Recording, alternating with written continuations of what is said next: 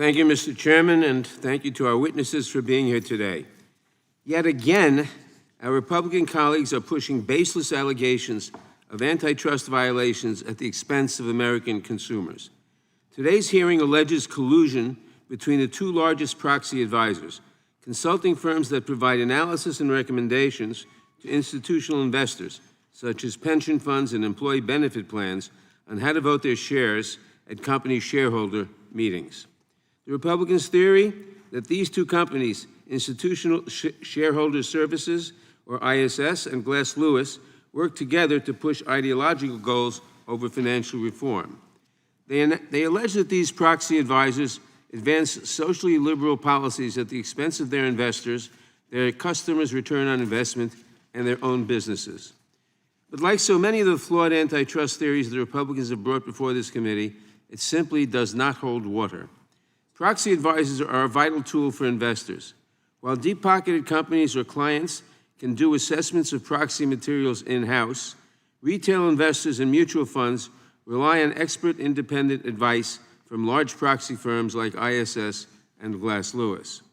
Proxy advisors inform their customers about the hundreds and sometimes thousands of complex proposals they may be called upon to consider, helping them to fully exercise their rights as shareholders of publicly traded companies.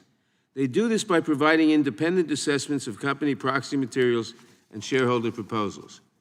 Anyone in the financial services industry understands the value of trusted information.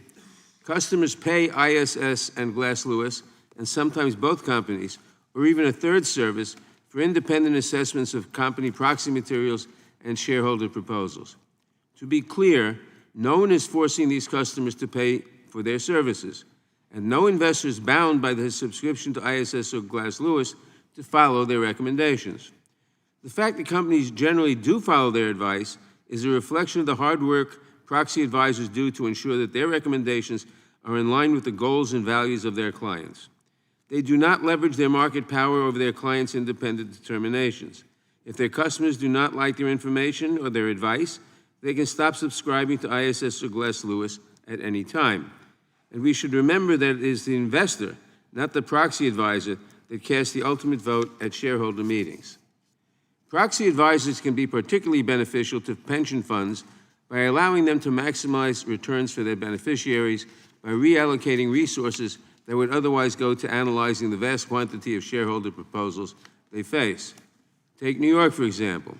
As of 2018, it was the third largest public pension plan in the nation and held $207.4 billion in assets. These assets are overseen by the New York State Comptroller's Office and are held on behalf of more than 1 million members of the New York State and local retirement systems. The Comptroller's Office, like its counterparts in other states, takes advantage of proxy advisory services to be better informed about the companies in which they have invested public employees' funds. The majority's baseless attacks on the proxy advisor market may force New York's and other pension funds to expend unnecessary resources conducting their own shareholder analyses, which could undermine their ability to deliver strong returns for their beneficiaries. Once again, the majority has invented a flawed antitrust theory to justify its attacks on an industry it does not like. Although the vast majority of investor proposals are uncontroversial, such as uncontested board elections or the approval of company-nominated slates of electors, there are a tiny fraction of initiatives concerning social governance that the majority labels DEI, or proposals that quite reasonably consider the risks of climate change in making responsible investment decisions. In each case, proxy advisors conduct an independent analysis and offer their best advice to their clients, who are free to make their own independent judgment on how to vote. But Republicans do not like some of the recommendations that these two proxy advisors have made. And therefore, as has become commonplace in this committee, they have launched another unfounded antitrust investigation designed purely to intimidate and harass their opponents. During the last Congress, the Republicans launched a fatally flawed antitrust investigation targeting investment groups that consider environmental, social, and governance, or ESG, strategies. Now the majority is following the same playbook and arguing that ISS and Glass Lewis are conspiring to advance pro-ESG and pro-DEI recommendations despite a lack of evidence. This fact-free investigation is all part of the Republicans' larger goal of entrenching corporate interests and conservative political preferences. The Republicans' focus on alleged collusion between ISS and Glass Lewis not only furthers their culture war campaign, but also allows them to target and dilute shareholder rights that would otherwise threaten the interests of their corporate allies. The majority alleges collusion between ISS and Glass Lewis because they often issue similar recommendations. But this reflects incredibly shallow analysis. If you go to multiple doctors and they each diagnose you with cancer, that is not evidence of collusion. In this case, fair and impartial analyses of market conditions and best practices are yielding similar conclusions.